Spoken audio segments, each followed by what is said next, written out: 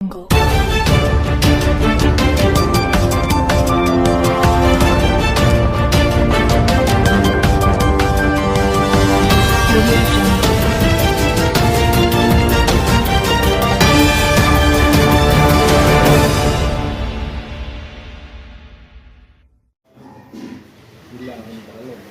ಮಿತ್ರರನ್ನು ಸ್ವಾಗತಿಸುತ್ತಾ ಇಂದಿನ ಪತ್ರಿಕಾಗೋಷ್ಠಿಯಲ್ಲಿ ನಾನು ಡಾಕ್ಟರ್ ರವಿ ಬಿರಾದರ್ ಅವರು, DCC ಜನರಲ್ ಸೆಕ್ರೆಟರಿ ಯಶವಂತ್ ಹೊನ್ಮಡಿ ಅವರು, ನಮ್ಮ ಕಾಂಗ್ರೆಸ್ ಪಕ್ಷದ ನಾಯಕರಾದ ಫಯಾಜ್ ಕಲಾದಿ ಅವರು ಇರುತ್ತೇವೆ. ಇಂದಿನ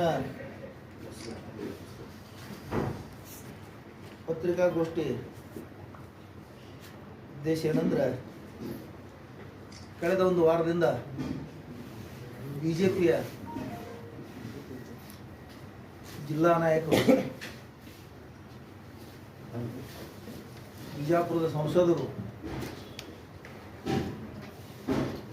ಬಿಜೆಪಿ ಪಕ್ಷದ ಹಿರಿಯ ನಾಯಕರು, ಮಾಜಿ ಉಪಮುಖ್ಯಮಂತ್ರಿಗಳು, ಚಿತ್ರದುರ್ಗ ಜಿಲ್ಲೆಯ ಸಂಸದರಾದ ಜಿಗಜಿಣಗಿ ಇವರು, ಕಾರಜೋಳ ಸಾಹೇಬರು, ರಾಜ್ಯದಿಂದ ವಿರೋಧ ಪಕ್ಷದ ನಾಯಕರಾದ ಅಶೋಕ್ ಅವರು ಮತ್ತು ಇನ್ನೂ ಎಲ್ಲ ರಾಜ್ಯದ ನಾಯಕರುಗಳು ಈ ಸರ್ಕಾರದ ಬಗ್ಗೆ ಅಸಹ್ಯಕರ ಮಾತುಗಳನ್ನು ಮಾಡ್ತಾ ಇದ್ದಾರೆ. ವಿರೋಧ ಪಕ್ಷದ ನಾಯಕರು ನಾನು ಒಂದು ಸಾಂವಿಧಾನಿಕ ಹುದ್ದೆಯಲ್ಲಿ ಇದ್ದೀನಿ ಅನ್ನೋದು ಸಹಿತ ಆ ಪರಿಕಲ್ಪನೆ ಇಟ್ಟುಕೊಳ್ಳಾರ್ದೇನೆ ರಾಜ್ಯದಲ್ಲಿ ಕಾಂಗ್ರೆಸ್ ಸರ್ಕಾರ ಸತ್ತೇ ಹೋಗಿದೆ, ಅದರ ಹೆಣ ಹೊರುವ ಕೆಲಸವನ್ನು ಈಗ CM ಮಾಡುತ್ತಿದ್ದಾರೆ. CM ಬದಲಾವಣೆ ಅಂದರೆ ಹೆಣವನ್ನು ಮುಂದೆ ಹೊರುವುದು ಯಾರು ಎಂಬ ಪ್ರಶ್ನೆ ಮಾತ್ರ ಸದ್ಯ ತಲೆಗೊಳ್ಳಿ ಹಿಡಿಯುವವರು ಯಾರು ವ್ಯಕ್ತಿ ಹುಡುಕಾಡುತ್ತಿದ್ದಾರೆ ಅಂತ ಹೇಳಿದ್ದಾರೆ. ಇದು ಒಬ್ಬ ಸಂವಿಧಾನಿಕ ಹುದ್ದೆಯಲ್ಲಿ ವಿರೋಧ ಪಕ್ಷ ನಾಯಕ ಆಗಿರೋಂಥ ಮನುಷ್ಯನಿಗೆ ಈ ಭಾಷೆ ಸರಿ ಅನಿಸೋದಿಲ್ಲ ಅಂತ ನನ್ನ ಅಭಿಪ್ರಾಯ. ಬಿಜೆಪಿ ಸಂಸ್ಕೃತಿಗೆ ಇದು ಸರಿ ಅನಿಸ್ತಿರ್ಬೋದು, ಆದರೆ ಸಾಮಾನ್ಯವಾಗಿ ಭಾರತ ದೇಶದ ಸಂಸ್ಕೃತಿಗೆ ಈ ಭಾಷೆ ಸರಿ ಆಗುವುದಿಲ್ಲ. ಹಿಂದೆ ಯಡಿಯೂರಪ್ಪನವರು ಮುಖ್ಯಮಂತ್ರಿ ಇದ್ದಾಗ ಪಬ್ಲಿಕ್ದಲ್ಲಿ ಬೆಂಗಳೂರಿನಲ್ಲಿ ನಿಂತು ಕಣ್ಣೀರು ಹಾಕ್ತಿದ್ರು, ಕಣ್ಣೀರು. ಅವಾಗ ಸರ್ಕಾರ ಅವಾಗಲೂ ಸತ್ತಿತ್ತು ಅಂತ ಹೇಳಿ ಅನಿಸ್ಲಿಲ್ಲ ಅಶೋಕ್ ಅವರಿಗೆ. ಆ ಕಣ್ಣೀರು ಒರೆಸಲಿಕ್ಕೆ ಬಿಜೆಪಿ ಒಳಗೆ ಯಾರೂ ನಾಯಕರು ಇರಲಿಲ್ಲ. ಈ ರಾಜ್ಯದ ವೀರಶೈವ ಲಿಂಗಾಯತ ಸ್ವಾಮಿಗಳು ಬರಬೇಕಾಯ್ತು ಆ ಕಣ್ಣೀರು ಒರೆಸಲಿಕ್ಕೆ. ಯಡಿಯೂರಪ್ಪನವರು ಕಣ್ಣೀರು ಒರೆಸಲಿಕ್ಕೆ ಹಿಂದೆ ಬರಬೇಕಾಯ್ತು. ಬಿಜೆಪಿ ಅವ್ರಿಗೆ ಯಾರಿಗೆ ಕನಿಕರ ಬರಲಿಲ್ಲ. ರಾಷ್ಟ್ರದ ನಾಯಕರಿಗೆ, ರಾಜ್ಯದ ನಾಯಕರಿಗೆ, ಮೋದಿಯವರಿಗೆ, ನಡ್ಡಾ ಅವರಿಗೆ, ಅಮಿತ್ ಶಾ ಅವರಿಗೆ, ಇದೇ ಅಶೋಕ್ ಅವರಿಗೆ, ಜಿಗಜಿಣಗಿ ಅವರಿಗೆ, ಕಾರಜೋಳ ಅವರಿಗೆ ಎಲ್ಲರೂ ಕಣ್ಣೀರು ತರಿಸೋರೇ ಇದ್ರು ಇವರೆಲ್ಲ. ಅವಾಗ ಸರ್ಕಾರ ಸತ್ತಿತ್ತೋ ಏನು ಜೀವಂತಿತ್ತೋ ಅನ್ನೋದು ಅಶೋಕ್ ಅವರು ತಿಳ್ಕೋಬೇಕು. ಇವತ್ತು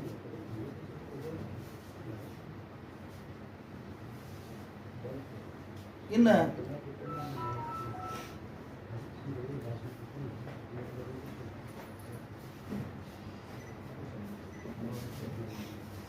ಕಾರಜೋಳ ಸಾಹೇಬರು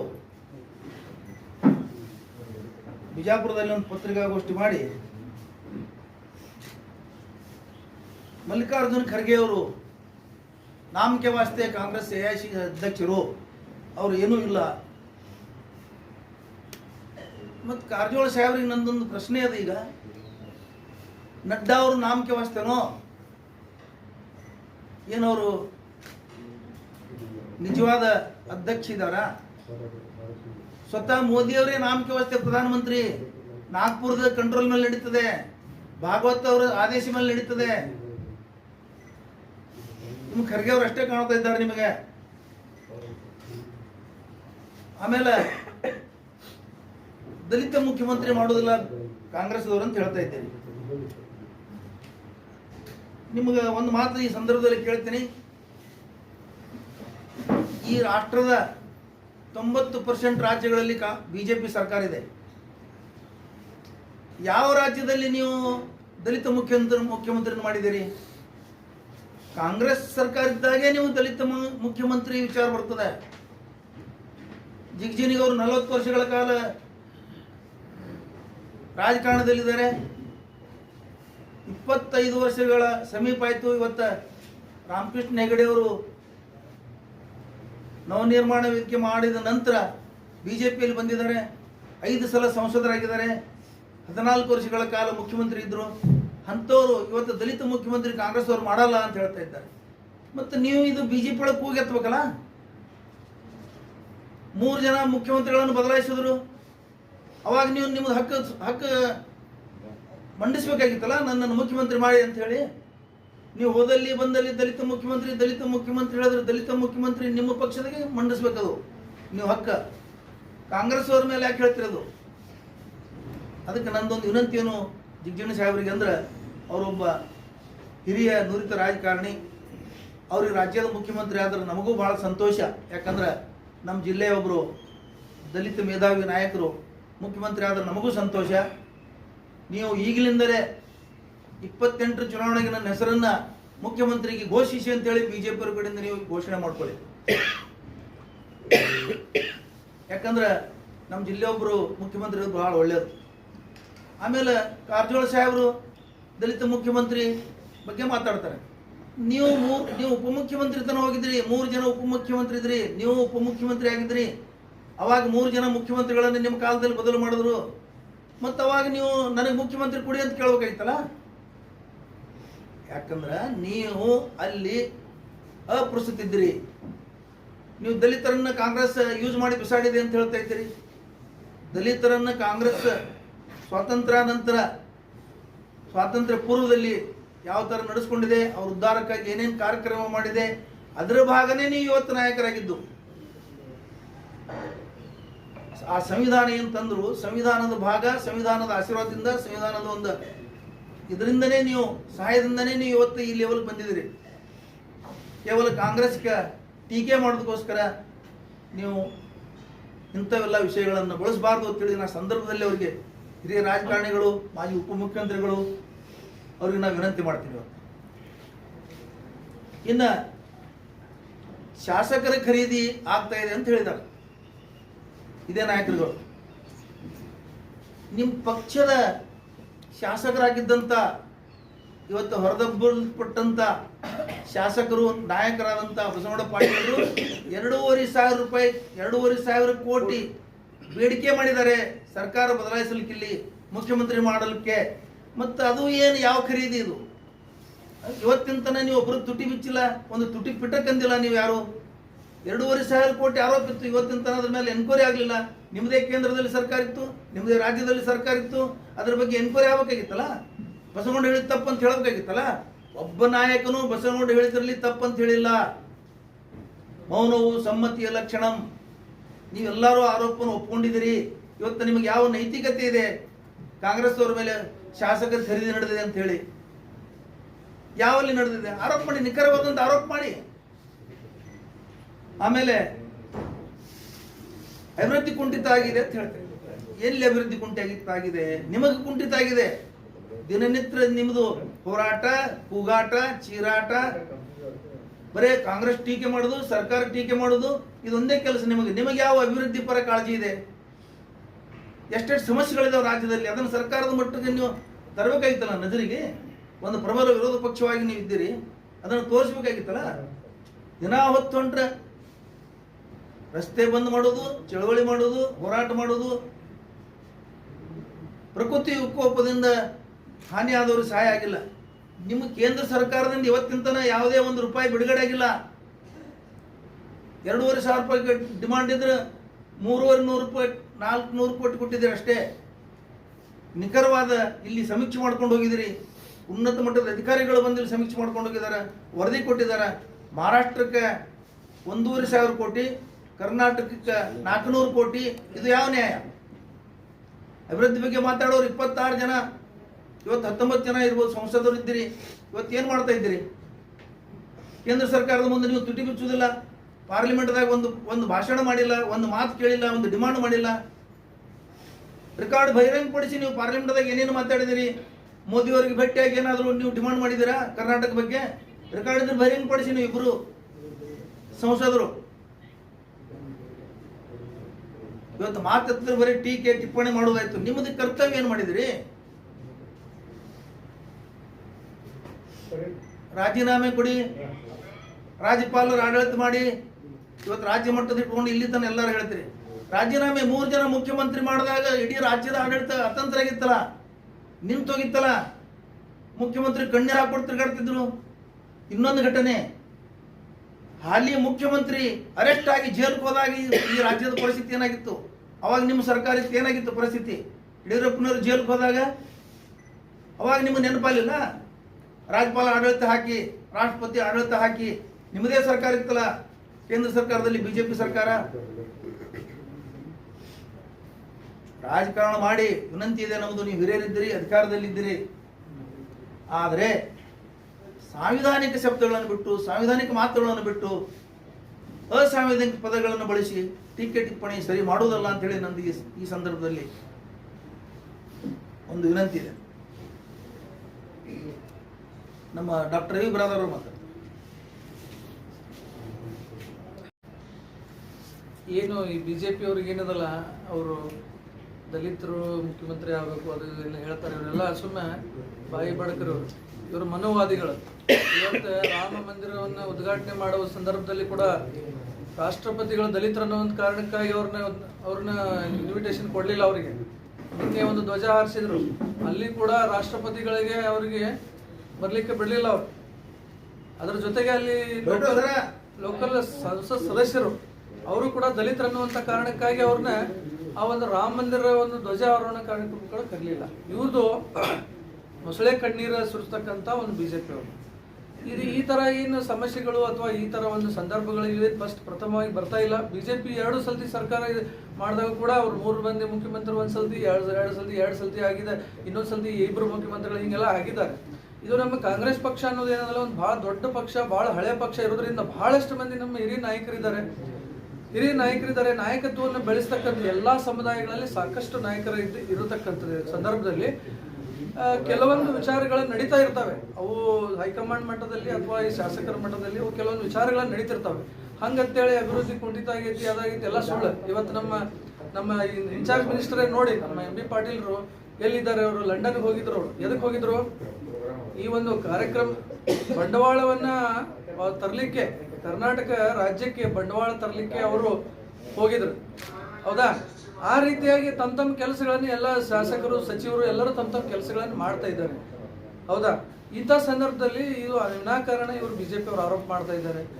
ಅವರು ಪ್ರತಿಯೊಂದು ಒಂದು ವಿಚಾರದಲ್ಲಿ ಕೂಡ ವಿನಾಕಾರಣ ತಮ್ಮದವೆಲ್ಲ ಬಿಟ್ಗೆಂದ ತಮ್ಮದೆಲ್ಲ ಎಷ್ಟೊಂದು ಸಮಸ್ಯೆಗಳನ್ನು, ತಪ್ಪುಗಳನ್ನು ಮಾಡಿದರೂ ಕೂಡ ತಮ್ಮ ಒಂದು ಏನಂತಾರೆ ನೀವು ಜವಾಬ್ದಾರಿಗಳನ್ನು ಮರೆತು ವಿನಾಕಾರಣ ರಾಜ್ಯ ಸರ್ಕಾರದ ಮೇಲೆ ಇದು ಮಾಡ್ತಾ ಇದ್ದಾರೆ. ಈ ರೀತಿ ಕೆಲವೊಂದು ಪ್ರಕ್ರಿಯೆಗಳು ಎಲ್ಲ ಒಂದು ಸರ್ಕಾರದಲ್ಲಿ ಸಾಮಾನ್ಯ ಇರ್ತವೆ. ಹಾಗಾಗಿ ಎಲ್ಲರಿಗೂ ಕೂಡ ಆಶೆ ಇರ್ತೈತಿ, ಮುಖ್ಯಮಂತ್ರಿಗಳಾಗಬೇಕನ್ನುವಂಥದ್ದು ಎಲ್ಲರೂ ಮತ್ತು ಆಕಾಂಕ್ಷಿಗಳು ಭಾಳ ಇರ್ತಾರೆ. ಹಳೆಯ ಪಕ್ಷ ಇರೋದ್ರಿಂದ ಸ್ವಲ್ಪ ದೊಡ್ಡ ಲೀಡರ್ಸ್ಗಳನ್ನು ಭಾಳ ಬೆಳೆಸೋದು ಕಾಂಗ್ರೆಸ್ ಪಕ್ಷ. ಹಾಗಾಗಿ ಎಲ್ಲ ಸಮುದಾಯಗಳಲ್ಲಿ ಕೆಲವು ಪ್ರಕ್ರಿಯೆಗಳು ಇರ್ತವೆ, ಅದೆಲ್ಲ ಹೈಕಮಾಂಡ್ ಹಾಗೂ ಶಾಸಕರು ನೋಡ್ತಾರೆ. ಇವತ್ತು ನಮ್ಮ ಎಲ್ಲ ನೋಡಿದಾಗಿ ನಾವು ಎಲ್ಲ ಸಮುದಾಯ DK ಶಿವಕುಮಾರ್ ಸಾಕಷ್ಟು ಸಾಮೂಹಿಕ ನಾಯಕತ್ವದಲ್ಲಿ ನಮ್ಮ ಕಾಂಗ್ರೆಸ್ ಪಕ್ಷ 2023 ಅಭೂತಪೂರ್ವ ಗೆಲುವನ್ನು ಸಾಧಿಸಿದೆ.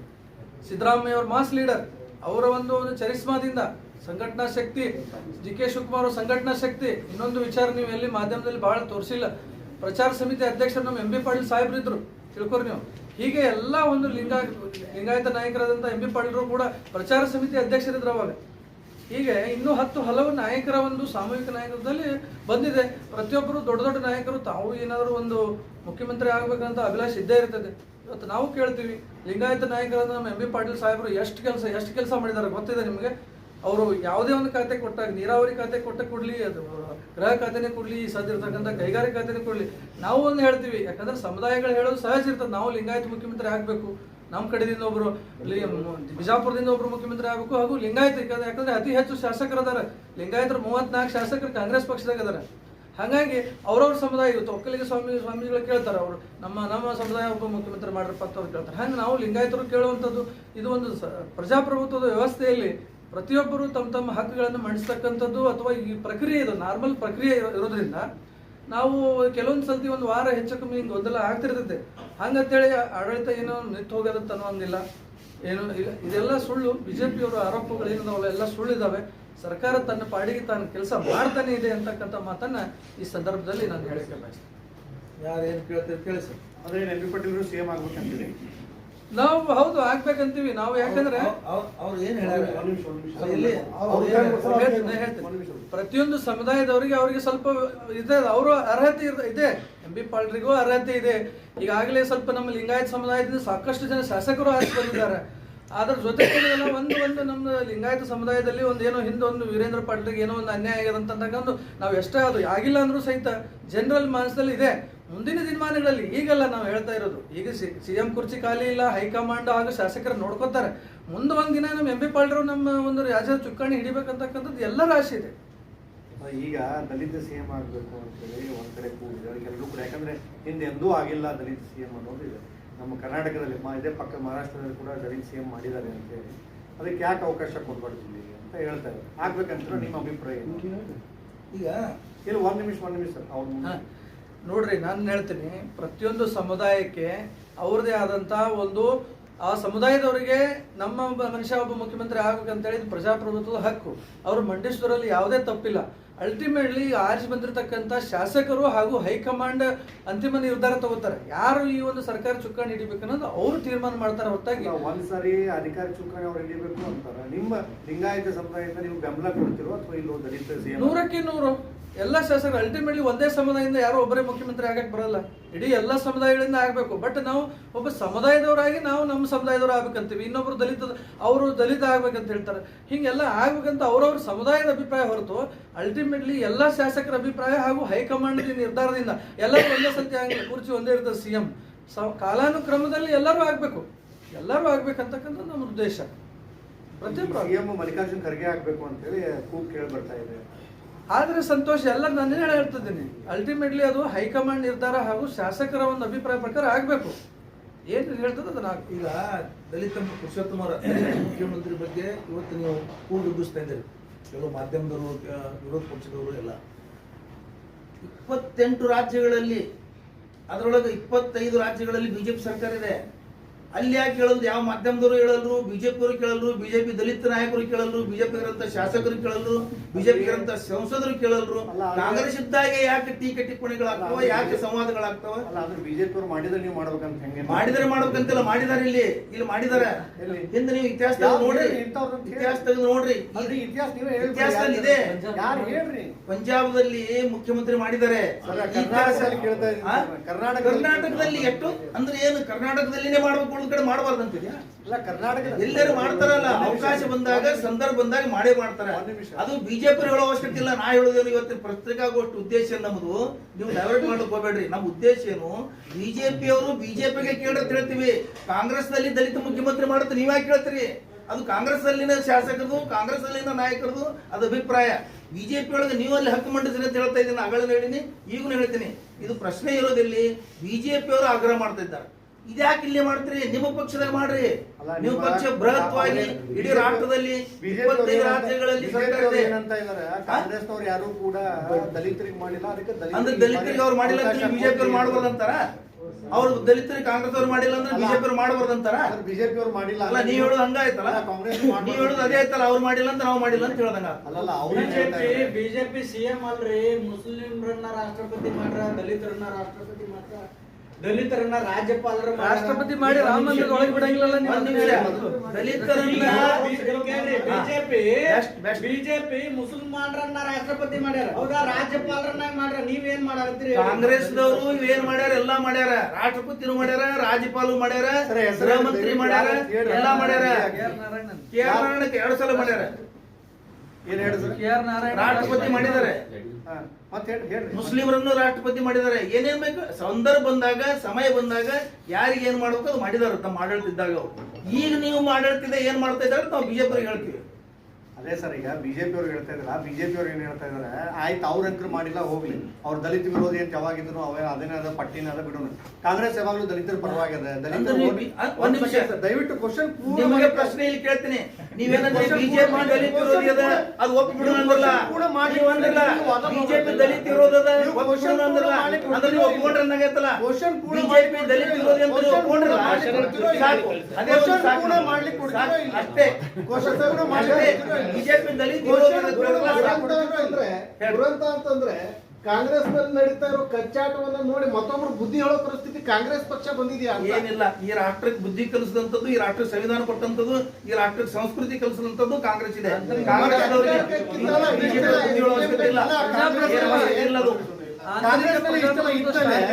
ಕಾಂಗ್ರೆಸ್ ನಲ್ಲಿ ಇಷ್ಟೆಲ್ಲ ಇದ್ಮೇಲೆ ಬರೋಬ್ಬರಿ ಒಂದ್ ತಿಂಗಳಾಯ್ತು. ಈಗ ನಮ್ಮಲ್ಲೇ ಹೇಳೋಣ, ರೈತರಿಗೆ ಏನ್ ಪ್ರವಾಹ ಪೀಡಿತ ಆದ್ರು ಅಲ್ಲೇ ಪರಿಹಾರ ಬರ್ಬೇಕಾಗಿತ್ತು, ಪರಿಹಾರ ಬರ್ತಾ ಇಲ್ಲ. ಅದಕ್ಕೆ ಈ ರೀತಿ ಆಮೇಲೆ ಅದಾದ ನಂತರ 2,000 ಕೋಟಿ ರೂಪಾಯಿ ನಿಮ್ಮ ಶಾಸಕರೇ, ಕಾಂಗ್ರೆಸ್ ಶಾಸಕರು ಕಟಕದೊಂದವ್ರು ಹೇಳ್ತಾರೆ 2,000 ಕೋಟಿ ರೂಪಾಯಿ ಏನದೆ ನನ್ನ ಮತಕ್ಷೇತ್ರಕ್ಕೆ ಬೇಕು, ಅಷ್ಟೊಂದೆಲ್ಲ ಹಾನಿ ಆಗಿದೆ ಅಂತ ಅವ್ರು ಹೇಳ್ತಾರೆ. ಜಿಲ್ಲೆಗೆ ಬರ್ತದೆ 335 ಕೋಟಿ ಅಷ್ಟೇ. ಅದಕ್ಕೆ ಯಾವ ರೀತಿ ಹಂಚಿಕೆ ಆಗಬೇಕು ಅಂತ ಈ ರೀತಿ ಒಂದು ಜಂಜಾಟದೊಳಗೆ ಈ ರೀತಿ ನಮ್ಮ ಉತ್ತರ ಕರ್ನಾಟಕದ ಜನ ಆಗಲಿ ರೈತರೆಲ್ಲ ಹೋರಾಟ ಮಾಡ್ತಾ ಇದ್ದಾರೆ. ಇಂತಹ ಸಮಯದಲ್ಲಿ ನೀವು ಹೆಂಗೆ ಈಗ ಹೈಕಮಾಂಡ್ ಅಂದ್ರೆ ಹೈಕಮಾಂಡ್ ಮತ್ತೆ ಇಷ್ಟೇ ಡಿಲೇ ಮಾಡ್ತಾರೆ, ಯಾರು ಅನ್ನೋದು ಅನೌನ್ಸ್ಮೆಂಟ್ ಮಾಡಿದ್ರೆ ಅಟ್ಲೀಸ್ಟ್ ಕೆಲಸ ಆಗ್ತಾವ. ಹೋರಾಟಗಳು ಬಿಜೆಪಿ ಪ್ರೇರಿತ ಹೋರಾಟಗಳಿದಾವೆ. ಅದ್ರಾಗ ಬಿಜೆಪಿ ಸೇರ್ಕೊಂಡು ಹೋರಾಟ ಮಾಡಿಸ್ತಾ ಇದೆ. ನಂದು ಉತ್ತರ ಮುಗಿಸ್ತೀನಿ. ನೈಸರ್ಗಿಕ ಪ್ರಕೋಪಗಳಾದಾಗ ಕೇಂದ್ರ ಸರ್ಕಾರದ 60% ಜವಾಬ್ದಾರಿ ಇದೆ. 60% ಜವಾಬ್ದಾರಿ ಇದೆ. NDRF ತಂಡ ಕಳಿಸ್ಬೇಕು. ಇಲ್ಲಿ ಸಂಶೋಧನಾ ತಂಡ ಕಳಿಸಿದ್ದಾರೆ, ಸರ್ವೆ ಮಾಡ್ಕೊಂಡು ಹೋಗಿದ್ದಾರೆ, ರಿಪೋರ್ಟ್ ಕೊಟ್ಟಿದ್ದಾರೆ, ಇನ್ನೂವರೆಗೆ ಸ್ಪಂದಿಸಿಲ್ಲ. ಅದಕ್ಕೆ ಅದನ್ನು ಹೇಳಿ. ನಾ ಹೇಳಿಕ್ ನಾ ಯಾವ ಪಕ್ಷದವಲ್ಲ, ನೀವು ಅದನ್ನ ನೀವ್ ಹೇಳ್ರಿ, ಅವ್ರು ಬಿಟ್ಟು ಬಿಡ್ರಿ. ನಾನ್ ನಿಮ್ಗೆ ಏನ್ ಕೇಳಿದ್ದೀನಿ ಅಂದ್ರೆ ಬಿಜೆಪಿ ಅವರು ಕೇಂದ್ರ ಸರ್ಕಾರ ಕೊಡ್ಲಿಲ್ಲ ಅಂದ್ರೆ ರಾಜ್ಯ ಸರ್ಕಾರದ ಕೆಲಸ ಪಾಲನೆ ಕೊಟ್ರ ನಡೆಸ್ತಾರ, ನಡೆದ ಕೆಲಸ. ನೀವು DC ಅವರು ಇಲ್ಲಿ ಸ್ಟೇಟ್ಮೆಂಟ್ ಕೊಟ್ಟರೆ ನೋಡ್ಬೇಕು. ನೀವು ಅವ್ರು ತಮ್ಮ ಪಾಲನೆ ಸರ್ಕಾರ ಮಾಡ್ತಾ ಇದೆ, ಪರಿಹಾರ ಉಪಾಯ ಮಾಡ್ತಾ ಇದೆ. 1,033 ಬಿಡುಗಡೆ ಮಾಡಿದ್ದಾರೆ. 1,000 ಕೇಳ್ತಾರೆ, 1,033 ಕೋಟಿ ಬಿಡುಗಡೆ ಮಾಡಿದ್ದಾರೆ. ಕನ್ವರ್ಸೇಷನ್ ಹೆಂಗ್ ಇರ್ತದ, national paper reporter, national leader ಆ ಟೈಪ್ ತಿಳ್ಕೊಂಡ್ರಿ ಎಲ್ಲಾರು. ಅದು ಬೇಡ. ಬಿಜಾಪುರದ ಸಿಚುವೇಶನ್, ಬಿಜಾಪುರದ ಹೇಳ್ರಿ. ಅಲ್ಲ, ಬಿಜಾಪುರದ್ದು ನಿಮಗೇನ್ ಮಾಡ್ಯಾರ ಹೇಳ್ರಿ? ಕಾಂಗ್ರೆಸ್ ಇಟ್ಟೆಲ್ಲ ನೀವು ಉತ್ತರ ಕೊಡ್ತೀನಿ. ಈಗ ಮೇನ್ ಆಗಿ ಜಿಲ್ಲೆಯಲ್ಲಿ 3 ತಿಂಗಳಿಂದ ಮೆಡಿಕಲ್ ಕಾಲೇಜ್ ಹೋರಾಟ ನಡೀತಾ ಇದೆ. ನಿಮ್ಮ ಸಿದ್ದರಾಮಯ್ಯನವರು, ನಿಮ್ಮ ಫಾರಿನಿಂದ ದುಡ್ಡು ತರೋ ಉಸ್ತುವಾರಿ ಸಚಿವರು ಒಂದು ಕಾಲೇಜ್ ಮಾಡಿಸ್ತಾ ಇರಲ್ರಿ, ಒಂದು ಕಾಲೇಜ್ ಮಾಡಿಸ್ತಾ ಇಲ್ಲ.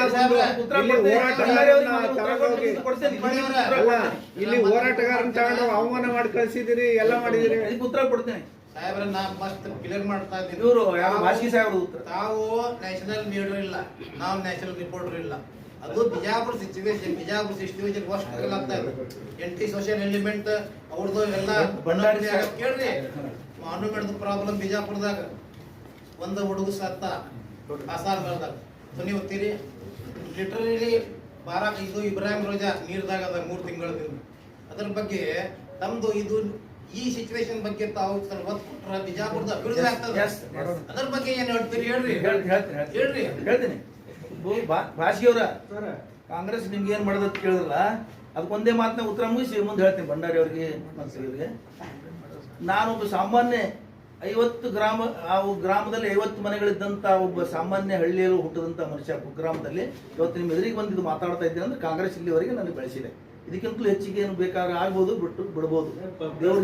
ಕಾಂಗ್ರೆಸ್ ಇಲ್ಲಿ ಹೌದು ಪ್ರೆಸ್ ಮೀಟ್ ಮಾಡೋದು ಒಂದು ಕೆಲಸ ಇದೆ. ಕಾಂಗ್ರೆಸ್ ನಲ್ಲಿ ವಕ್ತಾರ ನಾ ಕೆಲಸ ಮಾಡ್ತಾ ಇದ್ದೀನಿ. ಇವತ್ತು ಒಂದು ಸಾಮಾನ್ಯ ಮನುಷ್ಯಾಗ ನಾ ಇಲ್ಲಿ ಬಂದು ಕೂತು ನಿಮ್ಮ ಎದುರಿಗೆ ಮಾತಾಡ್ತಾ ಇದ್ದೀನಿ. ಒಂದು ಭಂಡಾರಿ ಅವ್ರ ಪ್ರಶ್ನೆಗೆ ನಾವು ಸಾಹೇಬ್ರ, ನಾವು ಪ್ರೆಸ್ ಮೀಟ್ ಮಾಡಿದ್ದು ಜಿಲ್ಲಾ ಮಟ್ಟದ್ದೇ ಪ್ರೆಸ್ ಮೀಟ್ ಮಾಡ್ತೀವಿ. ನಿಮ್ಮ ಪ್ರಶ್ನೆಗಳು ಪುರುಷೋತ್ತಮ ಅವರು ಉಳಿದವರು ರಾಷ್ಟ್ರ ಮಟ್ಟದ ಕೇಳಿದ್ರೆ ರಾಷ್ಟ್ರ ಮಟ್ಟದ ಹಿಡಿಯುವ ನಾವು ಅಷ್ಟೇ. ನಾವು ರಾಷ್ಟ್ರ ಮಟ್ಟದ ನಾಯಕರಲ್ಲ, ನೀವು ರಾಷ್ಟ್ರ ಮಟ್ಟದ ಪತ್ರಕರ್ತರು ಅಲ್ಲ ತಿಳಿರಿ. ನಮ್ಮದು ಸಹಮತ ಇದೆ. ಇನ್ನ ಏನ್ ಮಾಡ್ತೀರಿ ಅದ್ರ ಬಗ್ಗೆ? ಈಗ ಅದೊಂದು ಮೋನುಮೆಂಟ್ ಬಗ್ಗೆ ಅದು ಹೇಳ್ತೀನಿ. ಈ ರಾಷ್ಟ್ರಕ್ಕೆ ಸ್ವಾತಂತ್ರ್ಯ ಸಿಕ್ಕು 75 ವರ್ಷ ಆಯ್ತು.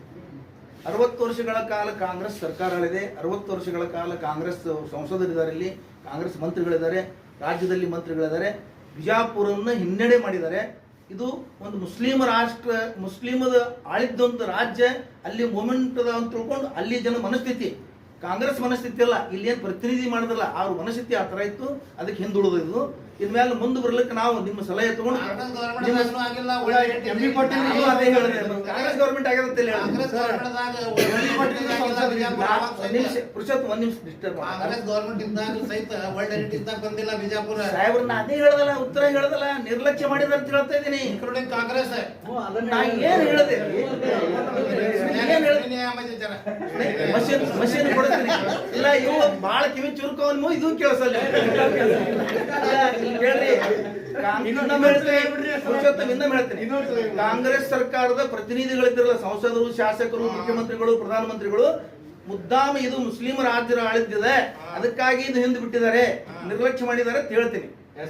ಒಂದು ಅದನ್ನ ಇನ್ನು ಮುಂದೆ ಏನ್ ಮಾಡ್ತೀರಿ ಅಂತ ಕೇಳಿಲ್ಲ. ಇನ್ನು ಮುಂದೆ ನಾವು ನಿಮ್ಮ ಸಲಹೆ ಸ್ವೀಕಾರ ಮಾಡಿ ಹೋರಾಟ ಮಾಡ್ತೀವಿ. ಸಲಹೆ ತಗೊಂಡು ಏನ್ ಮಾಡ್ತೀರಿ? ಅಲ್ಲ, ನಿಮ್ ಸಲಹೆ ಅಂತಾರೆ, ಎಲ್ಲ ಸಲಹೆ. ಇನ್ನ ಮೊನ್ನೆ ಈ ಸುಮಾರು 2 ತಿಂಗಳಾಯ್ತು ನಮ್ಮ medical college, PPP medical college ಆಗಬಾರ್ದು ಅಂತ ಹೇಳಿ ಸರ್ಕಾರಿ ಮೆಡಿಕಲ್ ಕಾಲೇಜ್ ಆಗ್ಬೇಕಂತ ನಮ್ಮ ಎಲ್ಲ ಹೋರಾಟಗಾರರು ಅಲ್ಲಿ ಹೋರಾಟ ಮಾಡ್ತಾ ಇದ್ದಾರೆ. ಆ ಹೋರಾಟಕ್ಕೆ ನಮ್ದು ಸಹಮತ ಇದೆ. ಎಲ್ಲಾ ಕಾಂಗ್ರೆಸ್ ನಾಯಕರು ಅಲ್ಲಿ ಭೇಟಿ ಕೊಟ್ಟು ಸಹಮತ ವ್ಯಕ್ತಪಡಿಸಿದ್ದಾರೆ, ಬೆಂಬಲ ವ್ಯಕ್ತಪಡಿಸಿದ್ದಾರೆ. ಮಂತ್ರಿಗಳು ನಮ್ಮ ಶಿವಾನಂದ ಪಾಟೀಲ್ರು, MB ಪಾಟೀಲ್ರು, ಇವರೆಲ್ಲರೂ ಹೋಗಿ ಅಲ್ಲಿ ಭೇಟಿಯಾಗ್ಯಾರ, ಶಾಸಕರುಗಳು ಭೇಟಿಯಾಗಿ ಮಾಡಿದ್ದಾರೆ. ಮುಂದೆ ಕಳೆದ ಒಂದು ವಾರದ ಹಿಂದ ಸಿದ್ದರಾಮಯ್ಯ ಸಾಹೇಬ್ರ ಹತ್ರ ಭೇಟಿಗೆ MB ಪಾಟೀಲ್ ಸಾಹೇಬ್ ನಿಯೋಗ ತಗೊಂಡು ಹೋಗಿದ್ದಾರೆ. ಅವತ್ತ ಸರಿಯಾಗಿ ಸ್ಪಂದಿಸಿಲ್ಲ ಮುಖ್ಯಮಂತ್ರಿಗಳು, ಅದಕ್ಕೆ ನನ್ನ ಸಹಮತ ಇಲ್ಲ. ಯಾಕಂದ್ರೆ ಸರಿಯಾಗಿ ಸ್ಪಂದಿಸಬೇಕಾಗಿತ್ತು, ಅದನ್ನು ಹೇಳ್ಬಿಡ್ತೀನಿ. ಯಾಕಂದ್ರೆ ಅವ್ರು ಸ್ಪಂದಿಸಬೇಕಾಗಿತ್ತು. ಒಬ್ಬ ಮುಖ್ಯಮಂತ್ರಿ ಆಗಿ ಒಂದು 2 ತಿಂಗಳಗಟ್ಟಲೆ ಹೋರಾಟ ಮಾಡಿದಂಥ ಜನ ಒಂದು ನಿಯೋಗ ಬಂದಾಗ ಸರಿಯಾಗಿ ಮಾತಾಡಬೇಕಾಗಿತ್ತು. ಅದನ್ನು ನಾನು ವಿಚಾರ ಮಾಡಿದೆ. ಒಂದು ಫಂಕ್ಷನ್ದಲ್ಲಿ ಭೇಟಿಯಾಗಿದ್ದೆ ಅವ್ರಿಗೆ. ನಾನು ಅವ್ರ ಭಾಷಣದಲ್ಲಿ ಹೇಳಿದ್ರು, ನನಗೆ ಇವತ್ತು ಜ್ವರ ಬಂದವ, ನೆಗಡಿ ಫುಲ್ ಇದೆ, ನಾನು ಮಾತಾಡೋ ಪರಿಸ್ಥಿತಿಗಳು ಇಲ್ಲ, ಭಾಷಣನೂ ಸಿಕ್ತು, ಅವ್ರು ಸರಿಯಾಗಿ ಮಾಡಿ ಹೋಗಲಿಲ್ಲ. ಆ ಸಂದರ್ಭದಲ್ಲಿ ಏನಾದರೂ ಅವ್ರ ಜೊತೆ ಸರಿಯಾಗಿ ವರ್ತನೆ ಮಾಡಕ್ ಆಗ್ಲಿಕ್ಕಿಲ್ಲ ಅವ್ರಿಗೆ.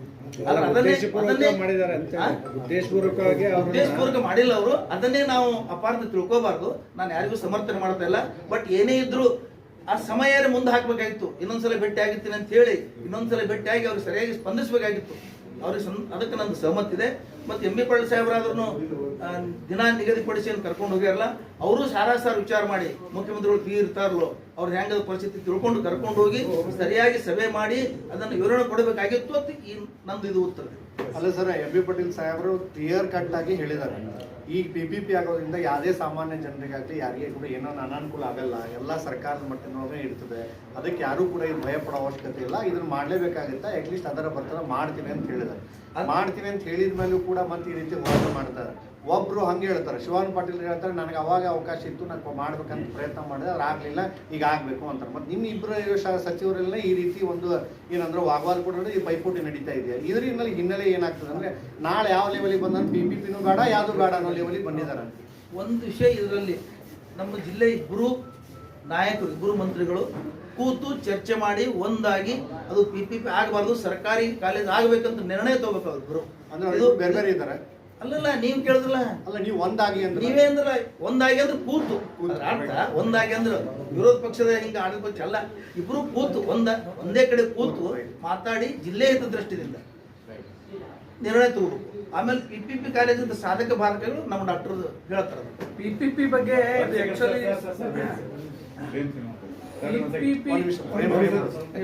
ಮೆಡಿಕಲ್ದಾಗ ಈಗ PPP ಬಗ್ಗೆ ನಮ್ಮಲ್ಲಿ ಬಹಳಷ್ಟು ಗೊಂದಲಗಳು ಅದಾವು. ಅದು ಆಕ್ಚುಲಿ ಹಂಗೇನು ಇಲ್ಲದು. PPP ಆಗಲಿ, ಅದು ಗೌರ್ಮೆಂಟ್ ಆಗಲಿ, ಏನೇ ಆಗಲಿ, ಎಲ್ಲ ರೂಲ್ಸ್ ಏನು ಗೌರ್ಮೆಂಟ್ ಕಾಲೇಜ್ನಾಗ ಏನು ರೂಲ್ಸ್ ಇರ್ತಾವು ಅದೇ ರೀತಿ ಫೆಸಿಲಿಟೀಸ್ ಜನರಿಗೆ ಸಿಗ್ತಾವೆ.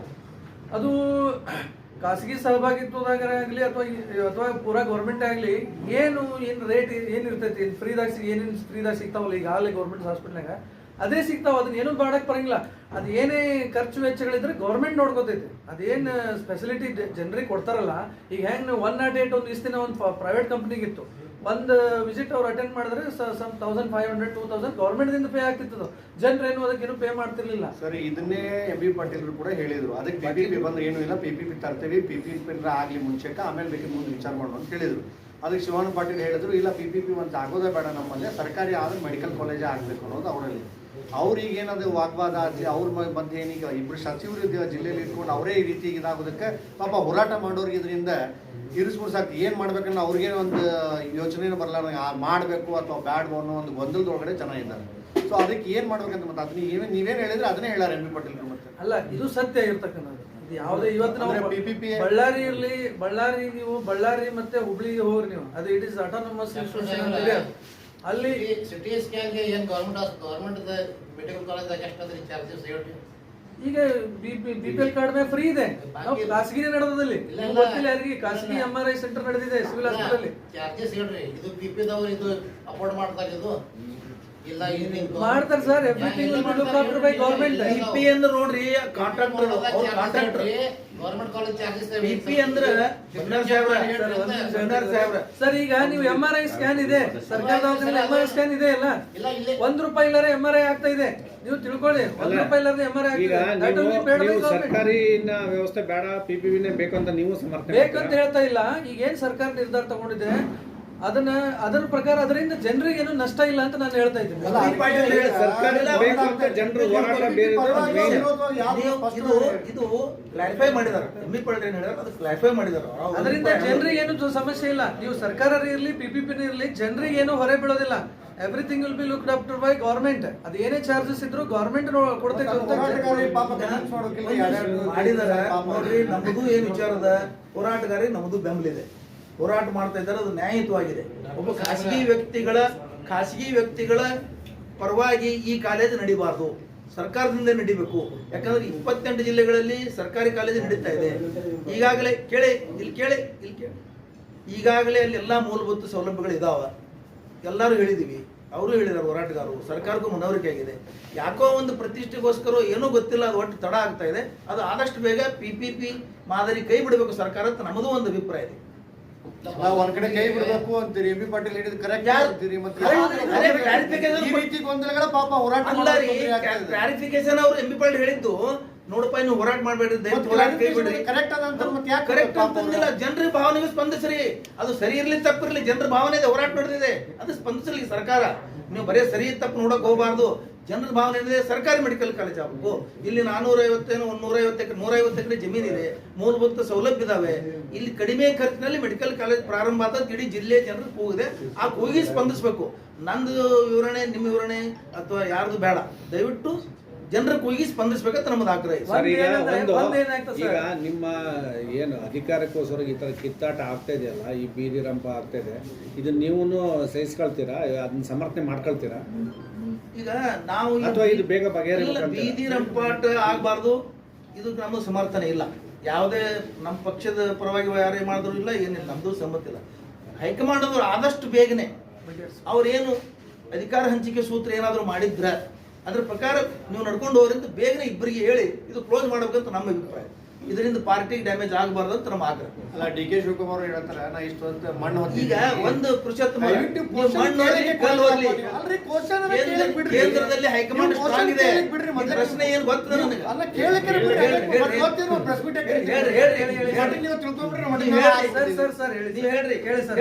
DK ಶಿವಕುಮಾರ್ ಅವರು ಹೇಳ್ತಾರೆ, ಇಷ್ಟು ವರ್ಷದೊಳಗೆ ನಾನು ಮಣ್ಣು ಹೊತ್ತಿದ್ದೀನಿ ಪಕ್ಷಕ್ಕೆ, ಅದಕ್ಕೆ ನನಗೆ ಅವಕಾಶ ಕೊಡಲೇಬೇಕು, ಯಾವ ರೀತಿ ಮಾತುಕತೆ ಆಗಿದೆ ಆ ರೀತಿ ಬೀಟ್ ಕೊಡ್ಬೇಕು ಅನ್ನೋದನ್ನ ಕೆಲವೊಂದು ಮೆಸೇಜ್ಗಳು ಮಾಡೋ ಮುಖಾಂತರ ಈ ರೀತಿ ಏನಂದ್ರೆ ಅವರು ತಮ್ಮ ಒಂದು ವಿರೋಧ ಏನಾದ್ರು ವ್ಯಕ್ತಪಡಿಸ್ತಾ ಇದ್ದಾರೆ. ಸೊ ಅದಕ್ಕೆ ನೀವೀಗ DK ಶಿವಕುಮಾರ್ ಆದ್ರೆ ಏನೋ ಸಮಸ್ಯೆ ಅಂತೀರೋ, ಅಥವಾ ಅವ್ರಿಗೆ ಮಣ್ಣು ಹೊತ್ತಿದ್ದಕ್ಕೆ ಅವರಿಗೆ ಅವಕಾಶ ಸಿಗಬಾರ್ದು ಅಂತೀರೋ, ಏನಂತೀರಿ? ಹೈಕಮಾಂಡದಲ್ಲಿ ಇವ್ರು ಮಣ್ಣು ಹೊತ್ತವರು, ಕಲ್ಲು ಹೊತ್ತವರು, ಏನೇನು ಹೊತ್ತವರು ಎಲ್ಲರೂ ಹೋಗಿ 2.5 ವರ್ಷದ ಹಿಂದೆ ಅಲ್ಲಿ ಕೂತು ಸರ್ಕಾರ ರಚನೆಯದೊಂದು ಪ್ರಕ್ರಿಯೆ ಮಾಡ್ಕೊಂಡು ಕಂಡೀಷನ್ ಮೇಲೆ ಬಂದಿದ್ದಾರೆ. ಇಲ್ಲಿ ಏನು ಕಂಡೀಷನ್ ಆಗಿದೆ, ಹೈಕಮಾಂಡಿಗೆ ಬಿಟ್ಟಿದ್ದು ಆ ಏನು 3 ಜನ ಇದ್ರಲ್ಲಿ ಇವ್ರಿಗೆ ಬಿಟ್ಟಿದ್ದು, ನಮಗೆ ನಾಲೆಜ್ ಇಲ್ಲ ಅದ್ರ ಬಗ್ಗೆ. ನಮ್ಮ ಆಗ್ರಹ ಏನು, ಇದು ಬೀದಿ ರಂಪಾಟ ಆಗಬಾರ್ದು, ಚರ್ಚೆ ಆಗಬಾರ್ದು. ಆದಷ್ಟು ಬೇಗನೆ ಹೈಕಮಾಂಡ್ ಏನು ಹೇಳಿದ್ದಾರೆ ಅದ್ರ ಪ್ರಕಾರ ನೀವು ಇಬ್ಬರು ನಡ್ರಿ ಅಂತ ಹೇಳಿ ಅವ್ರು ಹೇಳಿ ಕಳಿಸ್ಬೇಕು, ಅದ್ರ ಪ್ರಕಾರ ನಡೀಬೇಕು ಅಂತ ನಮ್ಮ ಭಾವನೆ ಅಷ್ಟೇ. ಯಾರು ಮುಖ್ಯಮಂತ್ರಿ ಆದ್ರೆ ತೊಂದರೆ ಇಲ್ಲ. Thank you.